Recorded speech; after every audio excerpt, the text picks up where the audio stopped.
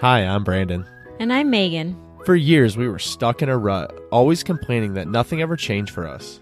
And then we realized if we wanted to improve our lives, we had to put in the work.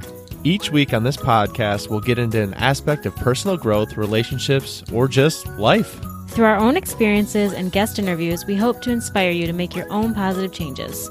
Welcome to the Fools in Love podcast.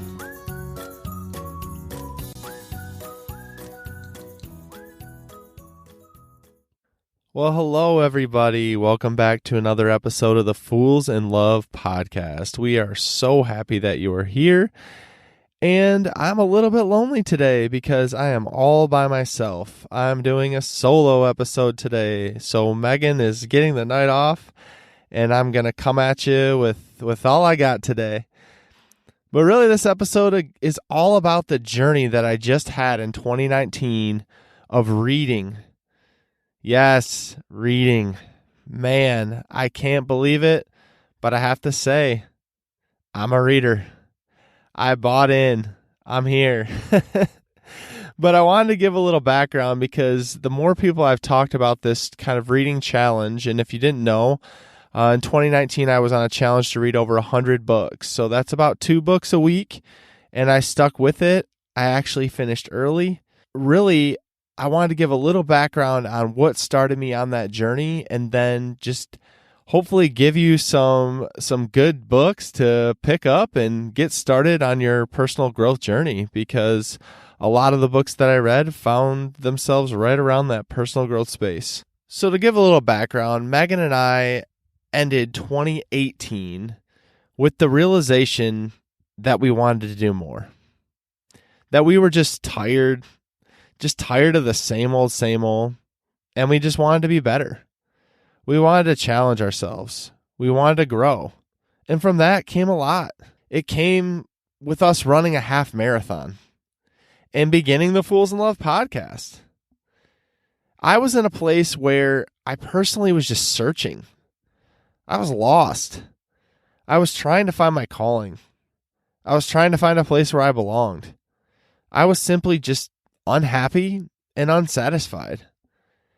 I was confused, and it just seemed like I was the only one who felt that way. And I actually remember a conversation I had with Megan where I said, is this normal?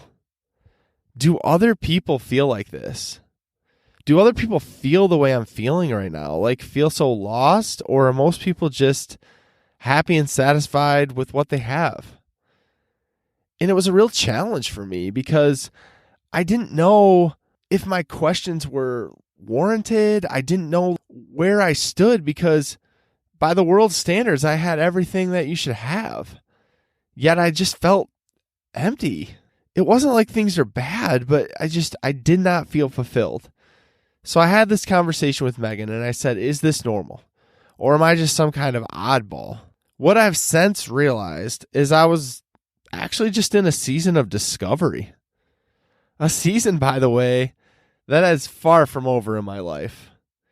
I feel like it's a daily, if not weekly thing that has me on a path of discovery where I'm asking questions and trying to learn as much as I can.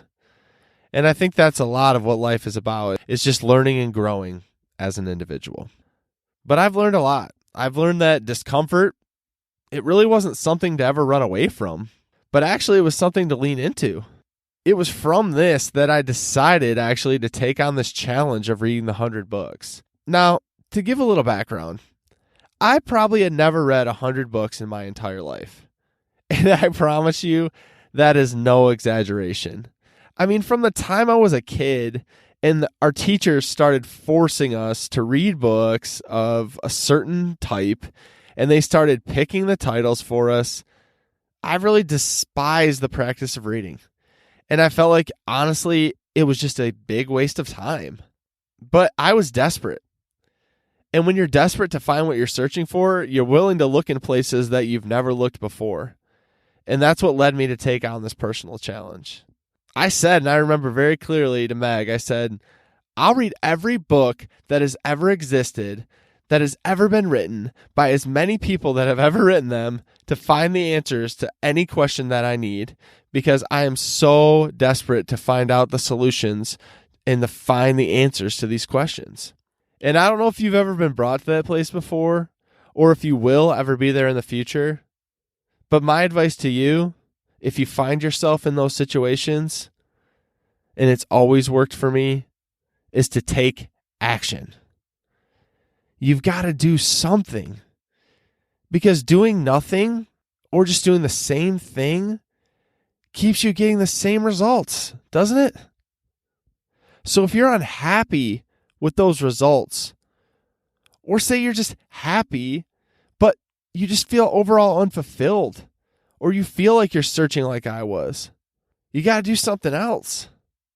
Well, I'll cut the suspense now and tell you that I did in fact read the 100 books. And I did it with plenty of days to spare. And I'm going to tell you, my eyes were opened. And they were opened wide. I learned that reading wasn't a waste of time. I learned that the knowledge in these books is power. It's an education.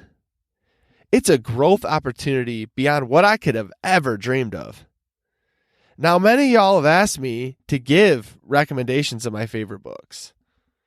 It's usually a daily, if not weekly occurrence that someone's asking me about my challenge, asking me if I have books that I'd recommend, asking me if I've read this book or that book or the other book. So I wanted to do an episode, and I wanted to have it be with just me and you talking about the top 10 personal growth books that I read, how they impacted me, and hopefully how I believe that they could help you. So here it goes. Here's the top 10 books from my 100-book journey. Number 1 was The Art of Work by Jeff Goins. This was by far one of my faves, and it was one of my faves early on. I think this was like the 15th or 16th book that I read. And it was actually great because afterwards we actually had the chance to have Jeff on our podcast. And if you're interested, check out episode 36. But this book, really from the beginning, it just struck a chord with me. Like I picked it up, I started to read it, and I'm sure you guys have been there where you start to get into it and it's just like, man, you can't put it down. And it was all about finding your purpose. And it was more than just like finding your purpose and finding fulfillment, but it was breaking through that idea that everyone has it figured out, that everyone just knows their purpose. And that's like part of the lie that I believed. Because I thought that, man, looking around, everyone else seems to know exactly what they need to do, and I just don't know. But the reality is this whole book is written for the fact that many people actually don't know. And matter of fact, this book is written for the people who have no idea what that might be. And it was so powerful to me because when I picked it up, I was believing a lot of wrong things. I thought I should just know what I'm supposed to do. I thought I was doing what I was supposed to do because I was following what the world told me I was supposed to do.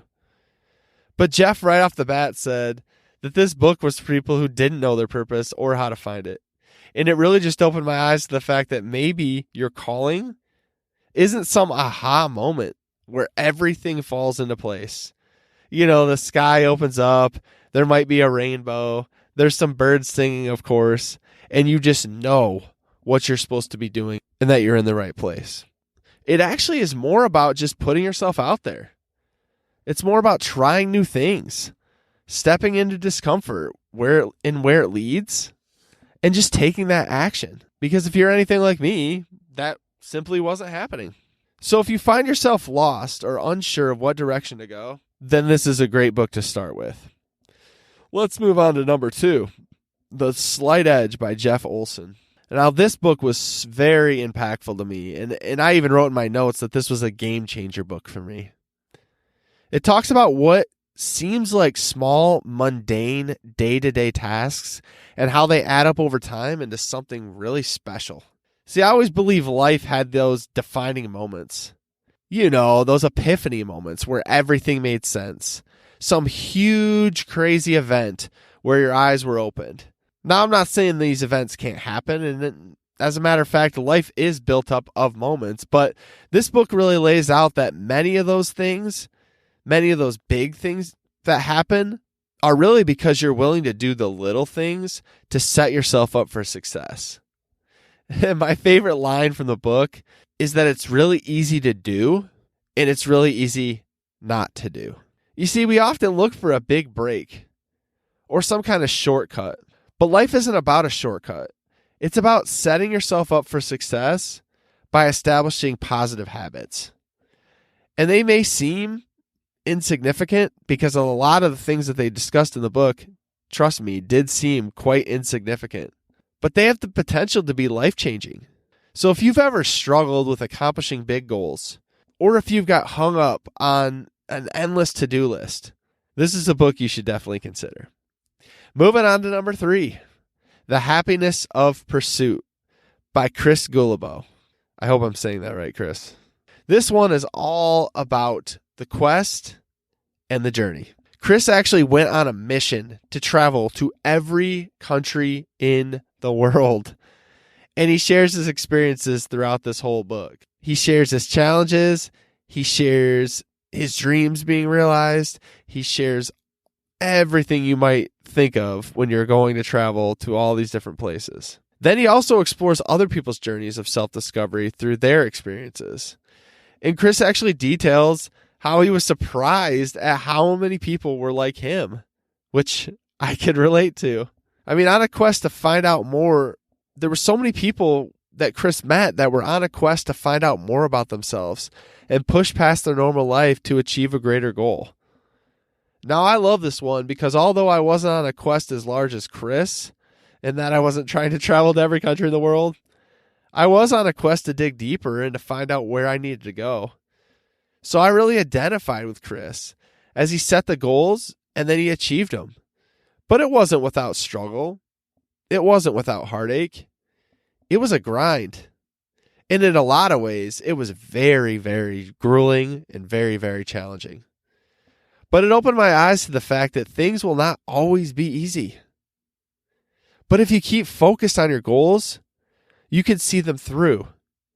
Even through the struggles, even through the pain, even through what seems impossible to get through. If you stick to your quest, you can see it to the finish. This is a great book for anyone who feels different, who has wanted to explore more about themselves, but just didn't feel comfortable doing it. This one's for you. And that leads us to number 4. The Obstacle is the Way by Ryan Holiday. So, speaking of struggle and heartache, The Obstacle is the Way is a title that literally tells the story. Ryan takes us through history and looks at many people who have had a lot of things go wrong. However, in all of the cases, it led to some really amazing things. At its core, this book really hammers out the idea that challenges or failure is not what we have all believed them to be. It's not something to fear. It's not something to avoid. It's not something to run away from. Sure, when you fail, you're going to be disappointed. Sure, it's going to be scary. But ultimately, it's a huge learning opportunity. And I've said it before, and I'll keep saying it. Think about the times you failed. Think about the times when things were hard. Think about the times when you were brought to your knees and thought you simply could not go on. Are you thinking of some? I know I am. And as you sit here and recall those things, just take in those moments and really reflect on the fact that you're still here. You're still here. When I think back to all those times in my life, and I've had a few, boy, have I had a few. Wow, did I learn a lot. Now, it definitely wasn't the way that I would have planned. And I certainly would never have set myself up to fail in the ways that I did. But man, did I learn. The growth was incalculable. But that being said, the obstacles suck. There's no doubt about it. But the growth potential is incredible. So if you're struggling, if you're afraid to fail, this book's for you. Which leads us to number 5, Mindset by Carol Dweck. Now, I've heard a lot about this book, and for a long time, I had thought about reading it. And so when I was in this challenge, I thought, well, what better time to pick this one up? And this one blew me away. It's really a great book, and it shows the difference between the fixed mindset and the growth mindset with science to back it. So the fixed mindset is people that think they're born a certain way. Basically, they're born with what they have, and they can't change it. Now, the growth mindset, on the other side, is for people who believe you can build and grow your skills and become a better version of yourself. And throughout the book, it takes the audience through a number of scenarios, including your family, business, life, and parenting. I really like this book because I lived so long thinking in a fixed mindset. And there's still times where I struggle in certain scenarios. I just had an attitude of, I am what I am. This is just who I am. I can't change. I have to live with it. Now, I don't know if any of you have ever thought that, but I've heard a lot of people say, well, this is just me. You have to learn to accept it. But if you're living in the growth mindset, that's far from true. You can change. You can improve. For me, things weren't always necessarily bad, but they also weren't necessarily good. But when I challenged my beliefs and I stepped out of my comfort zone, my eyes were opened up to the growth mindset. So if you've ever struggled with the idea that you are who you are, that you just can't improve, that you can't fix the areas that you want to fix, then this book is for you. It's a real fascinating read, and I promise you won't regret it. Which leads us to number 6, The One Thing by Gary Keller. Well, the title says it all, but this book's fantastic. We all get so bogged down with the day-to-day items, and then when we add a side hustle, a project, or something new to our routine, it is so easy to get overwhelmed. We honestly all multitask ourselves to death, and then we feel guilty when we can't keep up. And in this book, Gary talks about choosing that one thing that you're working on, that one thing that you're giving your whole effort. And sure, you're going to get pulled away. You're going to get pulled away sometimes, and it's going to be challenging. But if you always keep that one thing as your main focus, you're going to accomplish it. And I know I needed to hear it because when I take on a new task, I want to succeed. And I want to succeed now. I want the end result before I even start. You've heard me say it before. I look at the A and I want to get to the C and I want to skip the B. And it made life really hard living that way.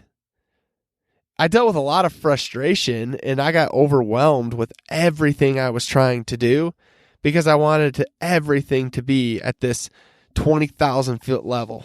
But once you realize that you just really need to focus on one or two main things, you start to see some extraordinary results. So I'd recommend this book to anyone who struggles to keep focus or who's tried to get their goals, tried to get going on their goals, and especially those starting out in 2020. I know some of you are out there.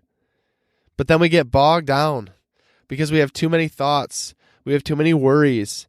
Our to-do list is a mile long. I would pick up this book and I would start focusing on one or two things that are most important. Because when you step back and take a look, there's so many things that we're doing that simply aren't important, and they're just busy work of life. Which leads us to number 7, Triggers by Marshall Goldsmith. Now, this one really fascinated me. It's all about the triggers that control our behavior and our decisions. So whether it's from a past experience, an underlying belief, we really react based on these ingrained triggers that are in our minds. Because of these triggers being so second nature, we really fall out of control when they come on. It almost seems like in these moments that we just didn't even have a choice than to react the way we did. However, Marshall shows us that we get to decide how we react and how we move forward. And this was huge for me to hear because a lot of times things are out of your control because you just simply can't control everything. And in our world, it's hard to try to control everything, and you'll actually drive yourself mad if you try. But it's not about you controlling the situation. It's about you controlling your reaction and how you move forward. So if you've ever been stuck in a rut, or if you're struggling with changes that are currently happening in your life, you should pick up this book. Which leads us to number 8, The Coffee Bean by Jon Gordon. Jon is a great author, and throughout my 100-book journey, I read many of his other books, including The Seed, The Energy Bus, The Positive Dog, and then, of course, The Coffee Bean. I found The Coffee Bean, although really simple, stuck with me. It really goes around the idea, and we all know this, that our environment has an impact on us. So whether it's where we work, live, or play, we interact with many people and many situations. And the world can change us. It can either weaken us, it can harden us, and it really just depends on the situation. But what if you got to decide? What if you got to decide not to be changed by the world, but rather to change the world for the better? I love the simple question in this book, and it asks, are you a carrot, are you an egg, or are you a coffee bean? So the idea here is if you're placed in a boiling pot of water, or if you're placed in a pressure or stressful situation, what's going to happen? Are you going to get soft like the carrot? Are you going to get hard like the egg? Or are you going to change that environment of that pot like the coffee bean? Now, Jon writes all his books in fable form, but they're all very powerful. And I think this is a great book for anyone who is trying to have a greater impact in this world. Number 9 was The 4 Agreements by Don Ruiz. And this one was such an easy read, but I literally could not put it down. It explores the idea that us and us alone can impact our mindset and mood, and the idea that we have control of how we bring ourselves into every day. Now, we often find someone to blame. I know for me, I always can find someone to blame. But whether it's our parents, our spouse, our friends, our middle school math teacher, anyone we can find to blame as long as it isn't us, and we're good to go. But the truth is, none of them are responsible for why you are where you currently are. Because ultimately, you get to choose what you do.